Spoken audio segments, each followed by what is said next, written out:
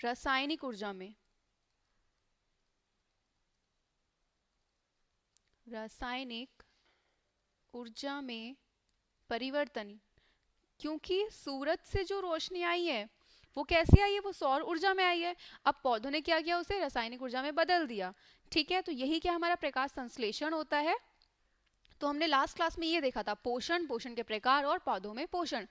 तो जो last class हुई थी उसके बेसिस में आपको कुछ क्वेश्चंस देती हूँ, आप फटाफट से आंसर करिएगा। ओके, तो हमारे सबसे पहला जो क्वेश्चन है वो है प्रकाश संश्लेषण की क्रिया हरित लवक में ही क्यों होती है। आंसर करिए जल्दी से कमेंट सेक्शन में, जल्दी बताइए क्यों होती है।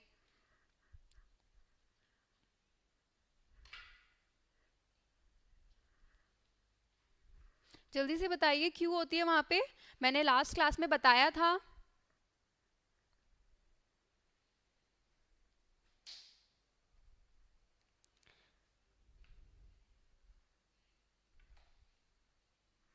ओके चलिए मैं बताती हूँ, कुछ बच्चे आंसर कर रहे हैं।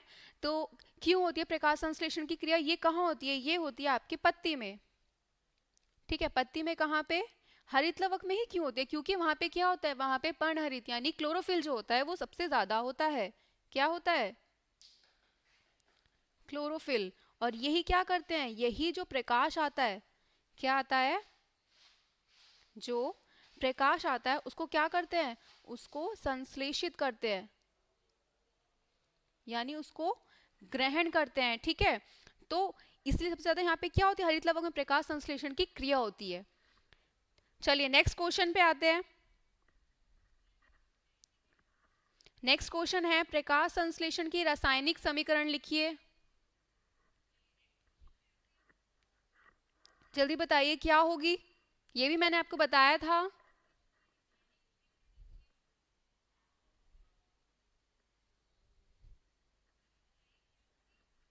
बताओ, आंसर कर रहे हैं बच्चे, जल्दी बताइए।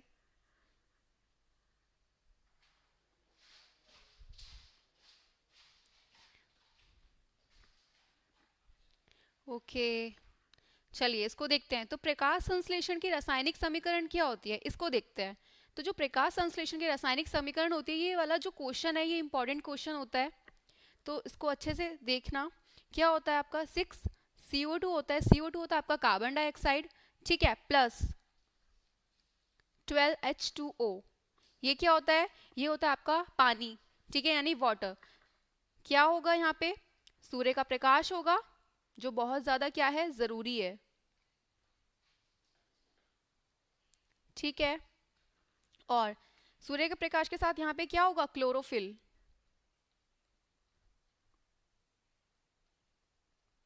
क्या बनेगा, यहाँ बनेगा C6H12O6, है ना, प्लस 6O2 प्लस 6H2O। तो ये कौन सी है, ये जो समीकरण है ये है हमारी प्रकाश संश्लेषण की रासायनिक समीकरण। तो ये क्या है हमारा, इसका आंसर है। तो अब मैं आपको दूंगी क्विज, जिसमें क्या होगा, जिसमें आपके क्वेश्चंस आएंगे, उसमें आपके 4 ऑप्शन दिए होंगे, आपको बताना होगा कि सही ऑप्शन कौन सा है। ठीक है, चलिए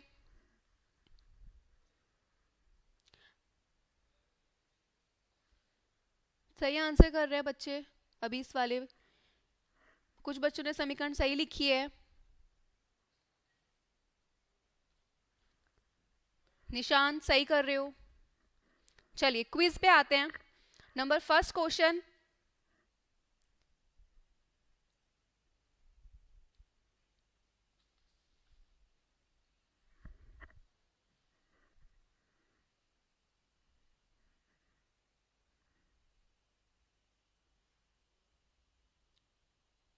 तो आप लोग ट्राई करना, आप जल्द से जल्दी आंसर करें, इससे मुझे पता चले कि आपने कितना पढ़ा है और कितना आपको याद है।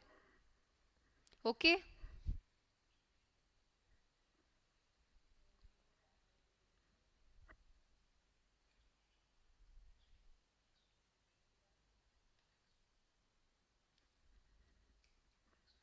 पूछो।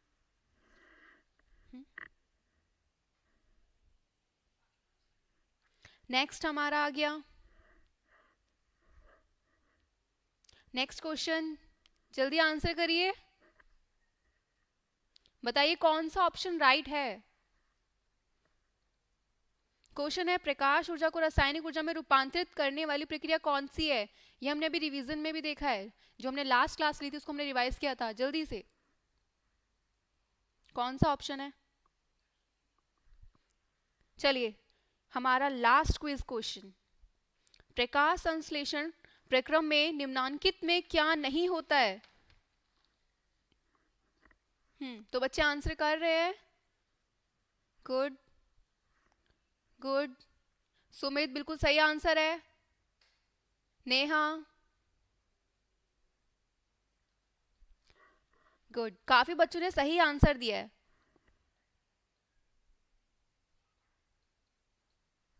चलिए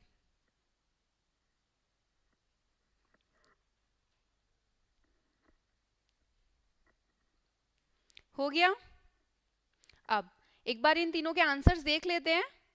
ठीक है, मैं आपको बता देती हूँ। फर्स्ट हमारा था अधिकतर पेड़ पौधे होते हैं क्या। पहला था हमारा स्वपोषी, बी ऑप्शन था परपोषी, सी था विषमपोषी और थर्ड था ये सभी। तो इसमें हमारा जो आंसर है वो है कौन सा, वो है स्वपोषी। राइट। क्यों, पेड़ पौधे क्या होते हैं, स्वपोषी होते हैं, क्योंकि वो अपना भोजन खुद से बनाते हैं, इसलिए वो स्वपोषी हुए। अब हमारा नेक्स्ट क्वेश्चन था प्रकाश ऊर्जा को रासायनिक ऊर्जा में रूपांतरित करने वाली प्रक्रिया कौन सी है। तो प्रकाश ऊर्जा कौन सी हुई, सौर ऊर्जा हुई आपकी, रासायनिक ऊर्जा में बदली। कौन आया करेगा इसको, ये होती है प्रकाश संश्लेषण में। मतलब हमारा ऑप्शन बी राइट है। ठीक है, इसके बाद हमारा लास्ट क्वेश्चन था प्रकाश संश्लेषण प्रक्रम में निम्नांकित में क्या नहीं होता है। हमारे इसमें ऑप्शन थे पानी का टूटना, सेकंड था CO2 का मुक्त होना, थर्ड था ऑक्सीजन का मुक्त होना और लास्ट था CO2 का उपयोग होना। तो जो ऑप्शन राइट है कि हमारा क्या नहीं होता है, वो होता है CO2 का मुक्त होना। इसमें CO2 मुक्त नहीं होती है, इसमें पानी भी टूटता है, ऑक्सीजन मुक्त भी होती है और CO2 का उपयोग भी होता है। ओके, तो यहाँ पे हमारे क्वेश्चन खत्म, क्विज खत्म। अब आते हैं हम आज के टॉपिक पे। तो आज का हमारा टॉपिक है अमीबा में पोषण। ये भी बहुत इंपॉर्टेंट टॉपिक है, आपकी हर क्लास की टॉपिक्स होंगे बहुत इंपॉर्टेंट होंगे, क्योंकि ये चैप्टर बहुत ज़्यादा इंपॉर्टेंट है। तो इसे स्टार्ट करते हैं। अमीबा में पोषण, न्यूट्रिशन इन अमीबा। तो अमीबा में पोषण जो होता है वो कौन सा होता है, इसमें होता है प्राणी सम। कौन सा होता है, प्राणी सम पोषण होता है। अब ये पोषण होता क्या है, इस पोषण का मतलब होता है कि आप जैसे इंसान होता है वो खाना खाता है, वो डाइजेस्ट होता है यानी पाचन होता है। इसमें भी क्या होगा, अमीबा में भी प्राणी सम का मतलब ही यही है कि आप जो खाना खाएंगे उसका क्या होगा, पाचन होगा, है ना। अब क्या होता है इसमें, यहाँ पे आपने जो खाना खाया, क्या खाया, जो भी भोजन क्या किया उसको ग्रहण किया, है ना, क्या होगा, उसका पाचन होगा। मैंने आपको पहले वाली क्लास में बताया था कि हम अमीबा का और मानव का पोषण बहुत डिटेल में पढ़ेंगे, है ना। तो हमारा आज अमीबा का है, इसको बहुत अच्छे से पढ़िएगा, और मानव भी पढ़ेंगे, उसको भी बहुत अच्छे से पढ़िएगा। तो प्राणी सम वही हुआ जो क्या करेंगे, जो खाना खाएंगे उसको डाइजेस्ट करेंगे। अब इस सब डाइजेस्ट कैसे करेगा, अब उसने खा तो लिया, भाई वो डाइजेस्ट भी तो होगा ना, कैसे कैसे करके, वही हमें देखना है यहाँ पे। तो इसमें हमारे कुछ स्टेप आते हैं, तो वो कौन कौन से होते हैं। नंबर 1 इसमें जो आता है अंतर्ग्रहण। कौन सा आता है हमारा, अंतर्ग्रहण आता है। इसमें क्या होता है, इसको देखते हैं। चलिए नंबर 1 डालेंगे यहाँ पे, क्या होता है अंतर्ग्रहण में। तो इसमें क्या करता है, जो अमीबा होता है, आप इधर देख रहे हैं अमीबा ही हमारा फर्स्ट है, अंतर्ग्रहण स्टेप है। ये क्या है, हमारी स्ट्रक्चर जो है ये अमीबा की है, ठीक है, ये वाली, ये पूरा अमीबा है। अब जो ये आपको ये वाला संरचना दिख रही है, ये क्या है, ये भोजन है यहाँ पे। ये क्या है, इसके कूटपाद है, जिससे क्या करते हैं, भोजन को पकड़ते हैं, है ना। अब ये आपका क्या है, केंद्रक यानी न्यूक्लियस। तो इसमें हमारे फर्स्ट स्टेप में क्या होता है अंतर्ग्रहण में, इसमें जैसे ही जो अमीबा होता है वो क्या करता है, अपने कूटपादों के साथ भोजन को पकड़ता है। क्या करता है, भोजन को पकड़ता है, ठीक है। और जैसे ही क्या होता है, भोजन उसने पकड़ लिया, वो क्या बना देगी, वो बना देगी वहां पे खाद्य रिक्तिका। क्या बनाएगी,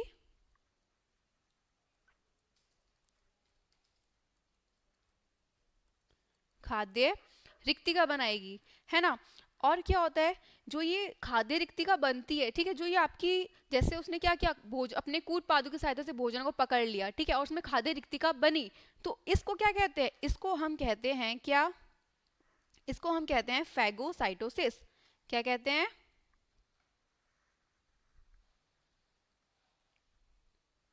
फैगोसाइटोसिस,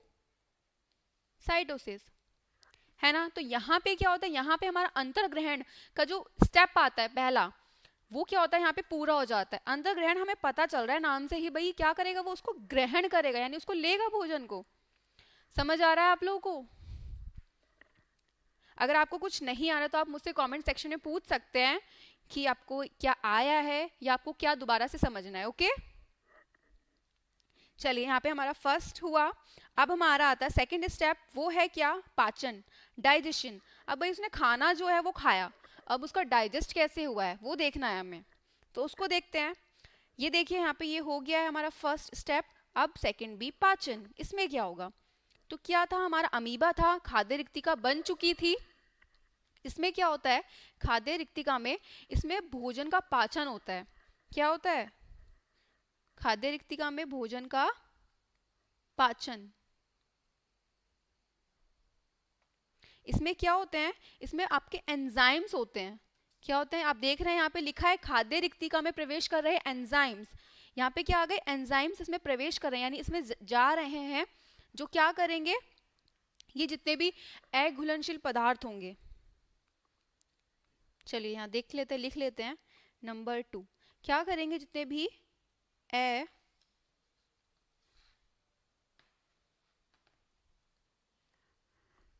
घुलनशील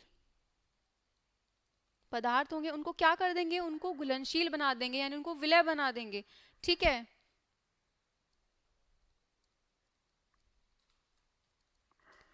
ठीक है, तो कहाँ होता है, पाचन में यही होता है इसका। ठीक है, अघुलनशील पदार्थ बना देते हैं। तो सबको समझ आ रहा है बच्चों। ओके, सही है। अब हमारा आता है नेक्स्ट स्टेप, अवशोषण, कि भाई अवशोषण क्या होगा उसका। ठीक है, अब हमने खाना खा लिया, वो क्या हुआ, उसमें एंजाइम्स मिल गए अमीबा में। यहाँ पे क्या हुआ, अमीबा में उसने खाने को अपने कूट पादों की सहायता से पकड़ लिया, वहां पे क्या हुआ, उसमें एंजाइम्स मिल गए। थर्ड स्टेप पे आ गया अवशोषण। अब उसको अवशोषित कैसे करेगी वो। ठीक है, तो अवशोषित का क्या है, अवशोषण यहाँ पे होगा कैसे, तो जो खाद्य रिक्तिका है, यहाँ पे आपको ये दिख रही है खाद्य रिक्तिका, है ना। तो खाद्य रिक्तिका जो है यहाँ पे क्या है, इसमें इसी में आपका जो कोशिका द्रव्य, आपका जो खाद्य रिक्तिका में क्या होता है, पचा हुआ जो भोजन होता है, ठीक है, वो किसके द्वारा, विसरण के द्वारा। सही कर रहे हो बच्चों, कमेंट्स समझ आ रहा है। ओके, किसके द्वारा, विसरण के द्वारा, ये हमारा थर्ड स्टेप है। ठीक है, तो यहाँ पे क्या होता है, विसरण के द्वारा क्या होता है, इसमें जो कोशिका द्रव्य होता है वो भोजन क्या हो जाता है, वहां पे अवशोषित हो जाता है। कहाँ पे,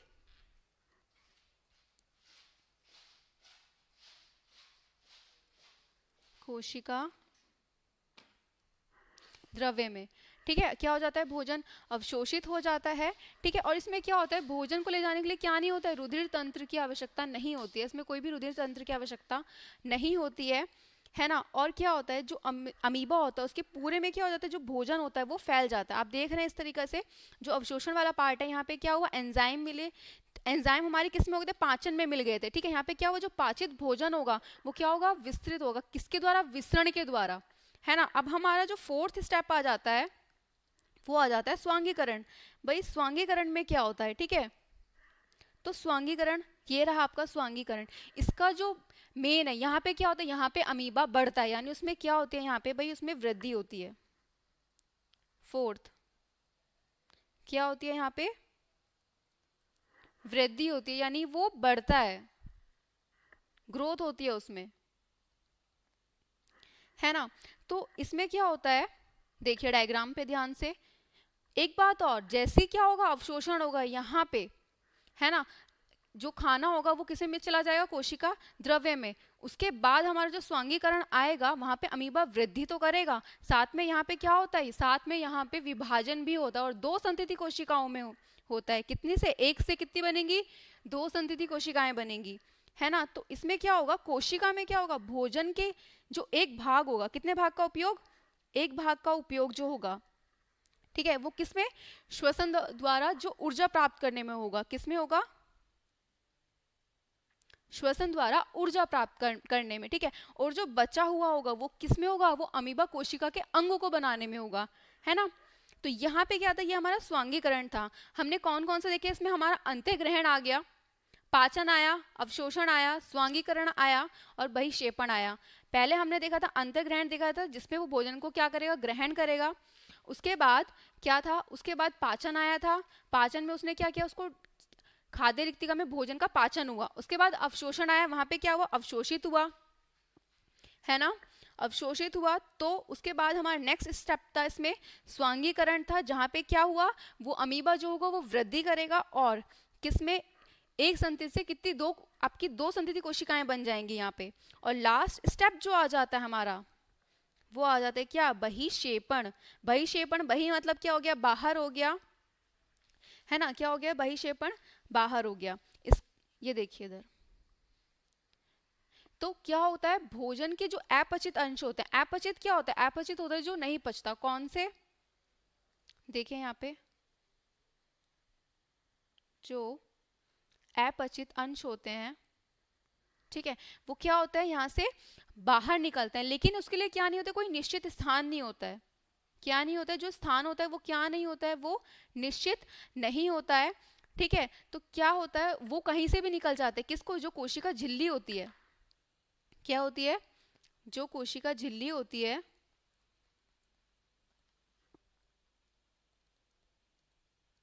वो कहीं से भी फट जाती है और जो अपचित भोजन है वो बाहर निकल जाता है। तो यहाँ पे क्या होता है, यहाँ पे हमारा बहिक्षेपण हो जाता है। तो यही क्या था, ये हमारा अमीबा का पोषण था। तो इसके 5 स्टेप थे, पांचों स्टेप बहुत जरूरी है। आई होप आपको समझ आया है। ओके सिद्धार्थ, समझ आ रहा है, खुशी,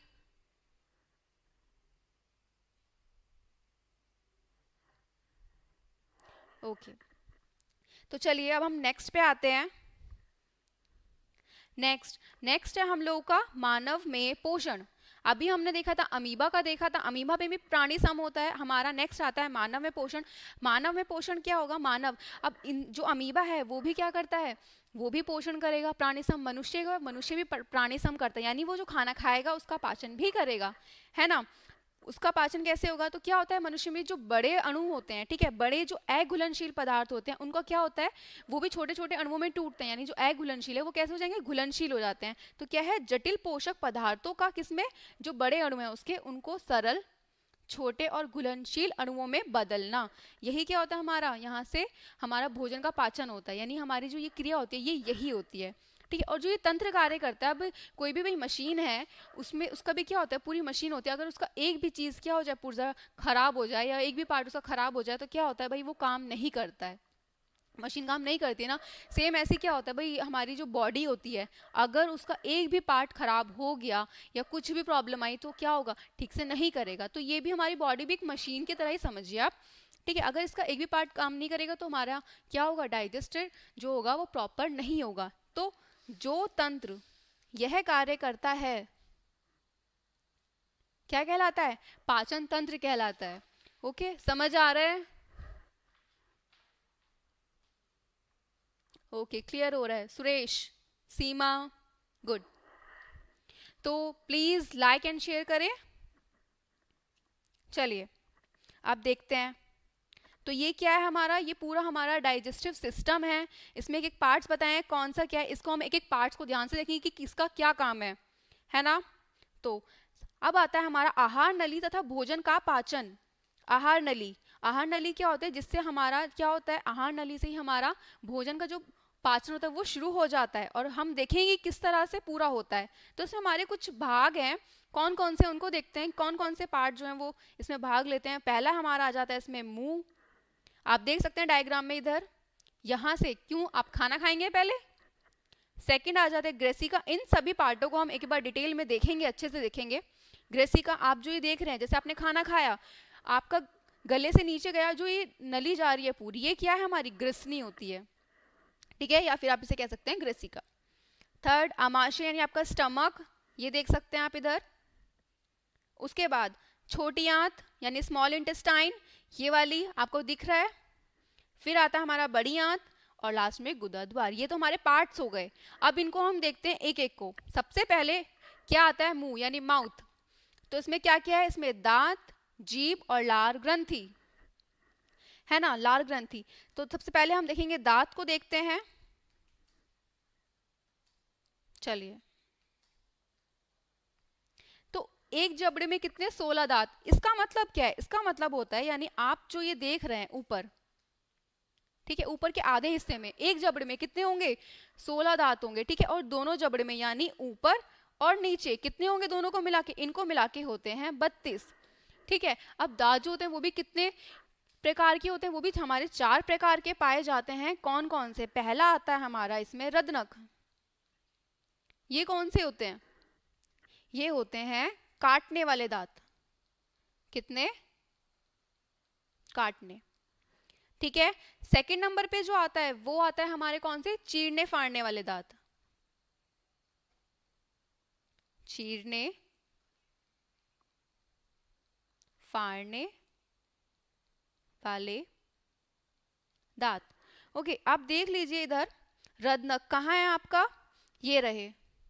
इनको क्या कहते हैं, इनको कहते हैं काटने वाले दांत। ये हो गए आपके रद्नक, ठीक है। उसके बाद आपका क्या था, कृंतक था। ये रहा आपका कृंतक, कौन से, चीरने फाड़ने वाले दांत, ठीक है। ये कितने थे, ये थे आपके 2। अब हमारे जो तीसरे नंबर पे आते हैं वो आते हैं क्या, अग्रच्वर्णक, ठीक है। कौन से आते हैं, अग्रच्वर्णक आते हैं। ये क्या करते हैं, ये चबाने का काम करते हैं। किसका, चबाने का काम करते हैं, है ना। कहाँ पे इनको देखते हैं, प्रीमोलर्स, ये रहे, ये चबाने का काम करते हैं। और लास्ट जो आता है हमारा प्रकार वो आता है च्वर्णक। ये क्या करते हैं, ये भी चबाने का काम करते हैं। चबाने का, किसका काम करते हैं, चबाने का काम करते हैं।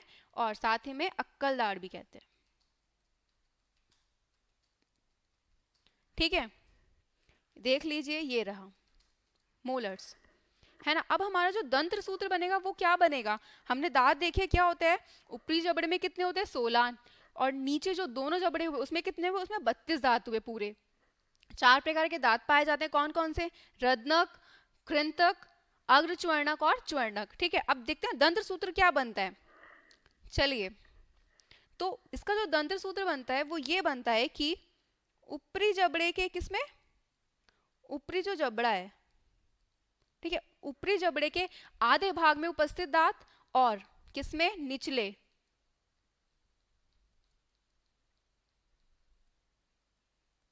निचले जबड़े में उपस्थित दांत, ठीक है। और किससे मल्टीप्लाई यानी गुणा 2। तो आपका क्या होता है, ये दंत्र सूत्र होता है, यानी ऊपरी जबड़े के आधे भाग में उपस्थित दांत बटे निचले जबड़े में जो आधा भाग होगा उसमें उपस्थित दांत और गुणा 2। तो ये आपका क्या बन जाता है, ये आपका दंत्र सूत्र बन जाता है, यानी क्या, आपका फॉर्मूला बन जाता है। आप इधर देख सकते हैं, ओके। तो ये क्या हो गया, ये हमारे दंत हो गया, ओके, गुड, समझ आ रहा है,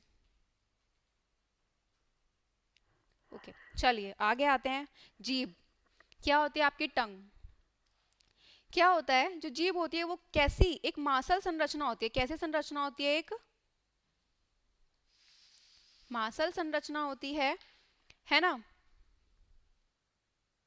चलिए आगे देखते हैं इसको, मांसल संरचना हुई। अब आप देख रहे हैं इधर जो जीभ है, ठीक है, ये कैसी होती है, ये जो आगे से कैसी होती है, इसका जो अगला सिरा होता है आगे वाला वो कैसा होता है, वो स्वतंत्र होता है।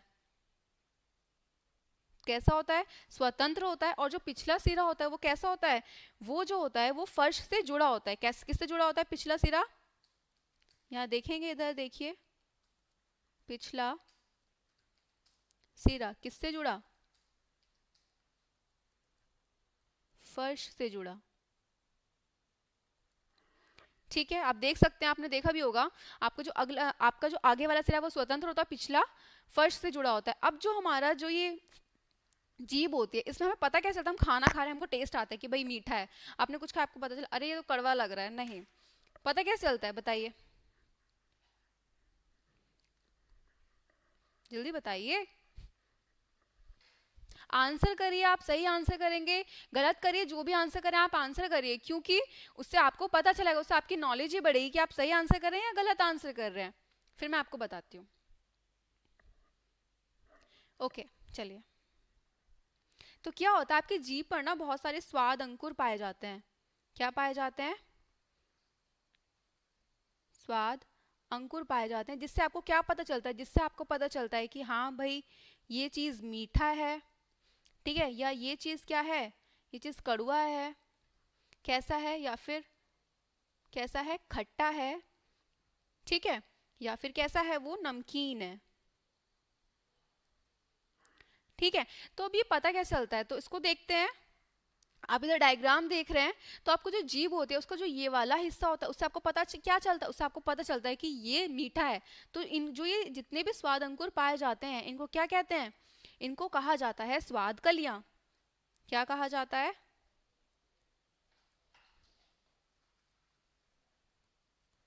स्वाद कलियां कहा जाता है ना। अब जो ये भाई आगे का हिस्सा, ये कैसा होता है? ये होता है जिससे हम खाना खाया, आपने मीठा खाया, तो आपको जो पता चलेगा वो आपकी जीभ के आगे हिस्से से पता चलेगा, यानी इस वाले हिस्से से, है ना। अब जो आपका ये वाला हिस्सा होता है, ये यहाँ से क्या पता चलता है? यहाँ से पता चलता है कि भाई ये नमकीन है। आपने कुछ खाया, जो नमकीन का पता चला, वो कैसे पता चला? उसके स्वाद अंकुर कहाँ उपस्थित होते हैं? वो होते हैं यहाँ पे। तो ये आपको पता चला ये सॉल्टी है, यानी नमकीन है, ठीक है। और आपका इस जगह पे नंबर थर्ड पे देखिए, डायग्राम में जहां लिखा है वहां लिखा है सॉर, ठीक है। यहां से आपको पता क्या चलता है? यहां से आपको पता चलता है कि ये खट्टा है। और नंबर फोर्थ पे आपको इस जगह से पता चलेगा कि हाँ भाई ये कैसा है, ये कड़वा है। तो आपके जीभ पे स्वाद अंकुर पाए जाते हैं, जिससे उन आपको क्या पता चलता है कि ये मीठा है, कड़वा है, खट्टा है, नमकीन है। ओके, चलिए, हमने दांत देखा, जीभ देखा। अब हमारे इसका लास्ट जो आता है वो आता है क्या? लार ग्रंथि, मुंह का हिस्सा क्या है? लार। तो लार क्या होता है? तो जो लार होता है, आपने भोजन खाया, आपने कभी देखा है कि आपने खाना खाया, अब वो आप तो खाते तो सूखा है, कभी कभी आप सब्जी खाते हैं, लेकिन क्या होता है मुंह में, आपने देखा होगा कि खाना जाके उसमें लार मिल जाती है, वो चिपचिपा हो जाता है। तो वो किसकी वजह से होता है? वो होता है लार की वजह से। तो मनुष्य जो होता है उसमें कितने, उसमें 3 जोड़ी, क्या 3 जोड़ी क्या मिलती है? लार ग्रंथियां मिलती हैं, ठीक है। इसकी प्रकृति कैसी होती है लार की? जो ये लार होती है, इसकी प्रकृति जो होती है वो हल्की,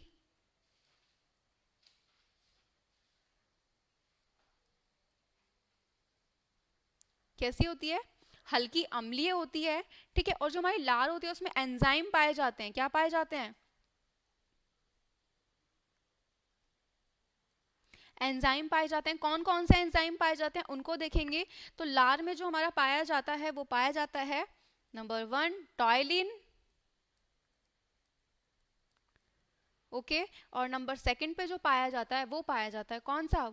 एमाइलेज,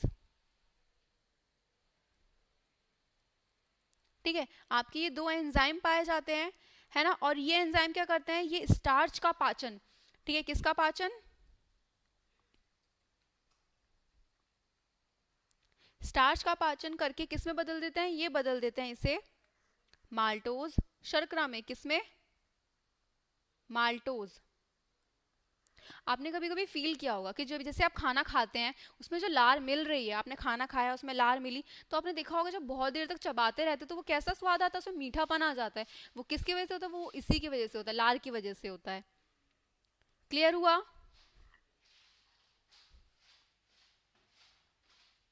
हमने क्या देखा? हमारा जो आहार नली और भोजन का पाचन था, उसमें सबसे पहले हमारा जो भाग था पाचन, हमने देखा था स्टार्ट कैसे करना है, तो वो मुंह से था। हमने मुंह के भाग देखे, कौन कौन से? दांत देखा, जीभ देखा, लाल ग्रंथि देखा, एक एक करके तीनों देखे। तो यहाँ पे हमारा फर्स्ट पार्ट इसका कंप्लीट हुआ है। अब जो आता है हमारा वो आता है ग्रेसिका। चलिए ग्रेसिका पे आते हैं। हम्म, ये दूसरा भाग है ग्रेसिका। तो ग्रेसिका क्या होती है?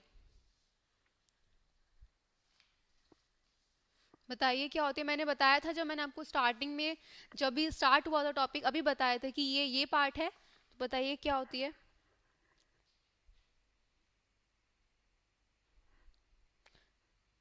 ओके, सोनाली सही आंसर कर रही हो।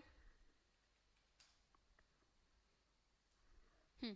तो ग्रेसिका क्या होती है, आपने खाना खाया, अब क्या हुआ, वो कैसे आया, जो आपने देखा, आपने यहाँ से क्या क्या खाना खाया, अब वो खाना यहाँ से तो गया, अब वो पेट में भी तो जाएगा, वो कहाँ से आएगा, तो जो ये नली है आपको दिख रही है, ये यही क्या है, यही हमारी क्या है, ग्रेसिका, जिसे आप क्या कहते हैं, ग्रसनी भी कहते हैं। ठीक है, यानी ये वाला भाग। ठीक है, तो ये क्या होती है, क्या करती है, ये मुंह को किससे जोड़ती है, अमाशय यानी आपके स्टमक से जोड़ती है, किससे जोड़ती है, आपके स्टमक से जोड़ देती है, जिससे क्या होता है, जो खाना होता है वो कहाँ जाता है, वो अमाशय में जाता है। ठीक है, और यहाँ पे क्या होती है, क्रमाकुंचन गति, क्रमाकुंचन गति मतलब जो खाना हुआ, उथल पुथल हुआ पूरा, ठीक है, उससे क्या हुआ, वो भोजन अमाशय में पहुंचता है, कहाँ पहुंचता है, अमाशय में पहुंचता है ना। और जो भोजन का पाचन होता है इस भाग में नहीं होता है, इसका काम सिर्फ इतना होता है कि ये जो क्या करेगा, ये जो खाना होगा उसको मुंह से कहाँ ले जाएगा, आपके अमाशय में ले जाएगा। ओके, आपको क्लियर हो रहा है ना, मुझे बताइए प्लीज, कोई आपको डाउट तो नहीं है।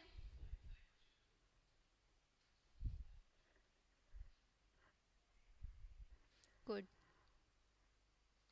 अरशद सही आंसर है, बिल्कुल सही कर रही हो। ओके, ठीक है, तो ग्रेसिका का काम क्या हो गया, यही हुआ कि भोजन को कहाँ से, मुंह से अमाशय यानी स्टमक में पहुंचाना। अब हमारा जो नेक्स्ट आता है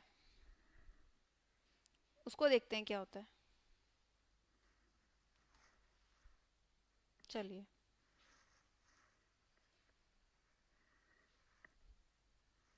हम्म, अमाशय, तीसरा पार्ट, पहला हो गया मुंह हो गया, सेकंड ग्रेसिका हो चुका है, थर्ड आता है अमाशय। अब भाई खाना खा भी लिया है, वो अमाशय में जा चुका है, अब आगे क्या होगा, हमें आगे का देखना है, तो हम आगे का देखते हैं।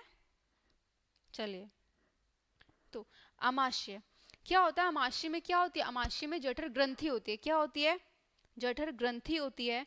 और जो ये जठर ग्रंथि होती है ये किसका श्रावण करती है, ये श्रावित करती है जठर रस, क्या करती है, जठर रस का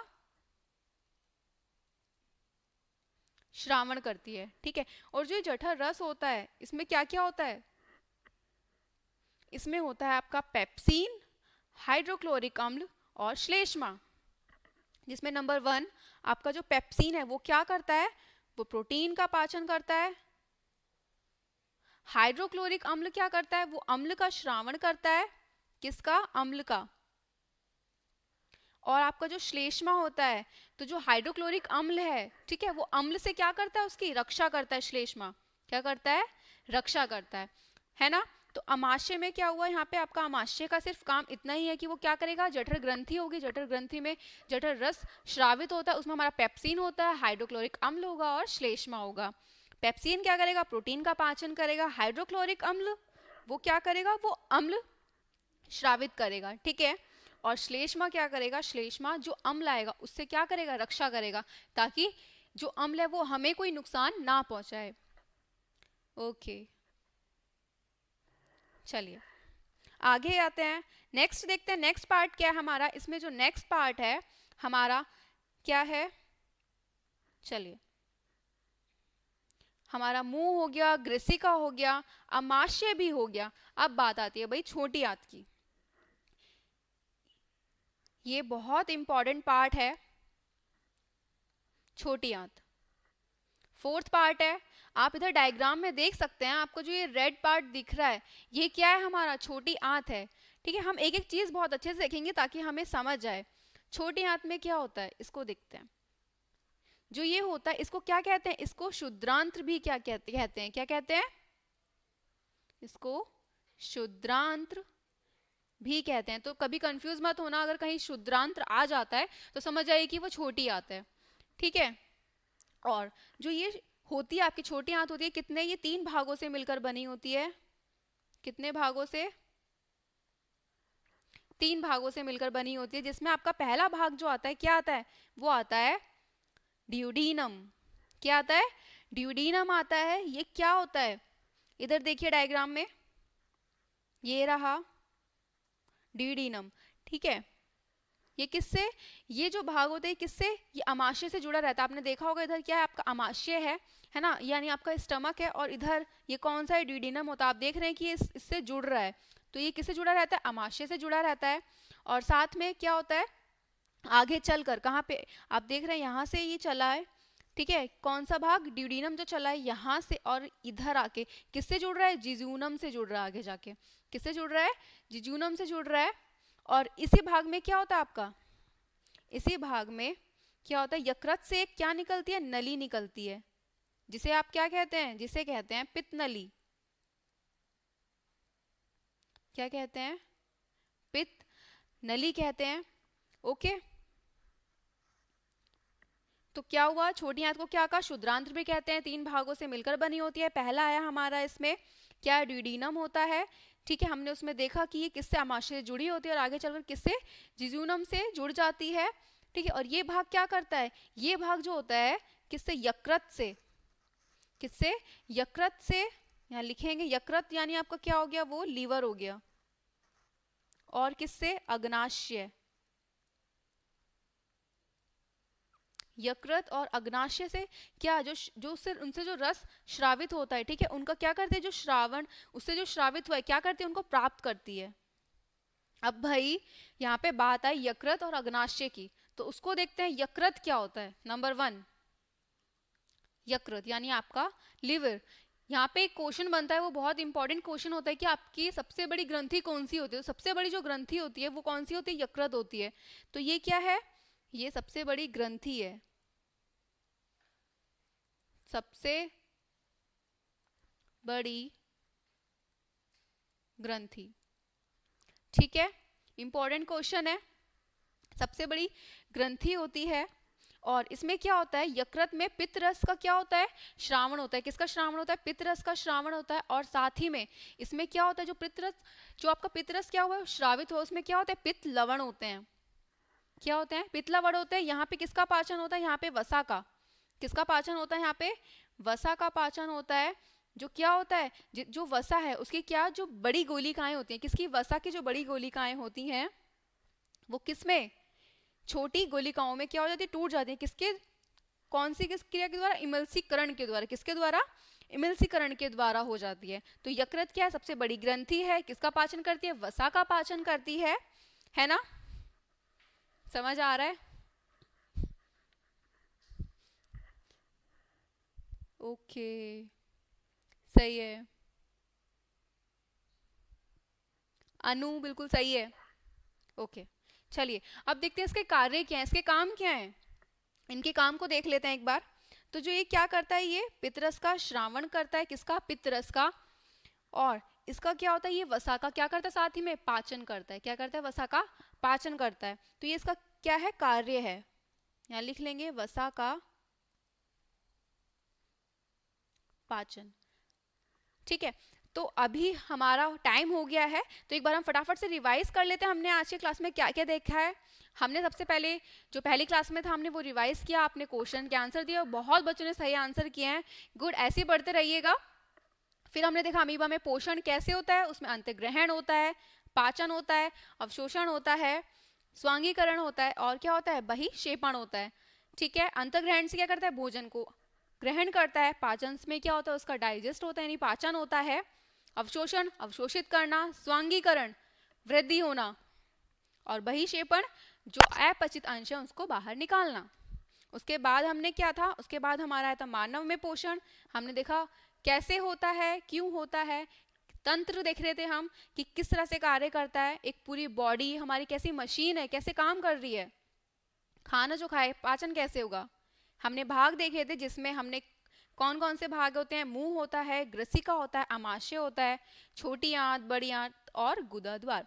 जिसमें हमने क्या क्या देख लिया, हमने इसमें मुंह देख लिया है, ग्रसिका देख लिया है यानी ग्रसनी, ठीक है, आपका आमाशय देख लिया है, हमारा क्या चल रहा है, छोटी आंत चल रहा है। इसमें हमने क्या क्या देखा, इसमें हमने देखा कि इसको क्षुद्रांत्र भी कहते हैं, 3 भागों से मिलकर बनी होती है।